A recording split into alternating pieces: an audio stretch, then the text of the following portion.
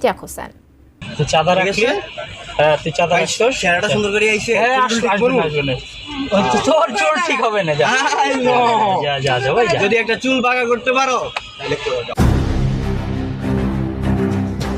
রাজধানীর অন্যতম ব্যস্ত এলাকা ধানমন্ডির ইবনে সিনা হসপিটালের সামনে একটি প্রাইভেট কারকে ঘিরেই এবার তুলকালাম সামাজিক যোগাযোগ মাধ্যমে। ক্যামেরাবন্দী হয়েছে এক যুবকের বুক ফুলিয়ে চাঁদাবাজির ভিডিও, যা সামাজিক যোগাযোগ মাধ্যমে ভাইরাল।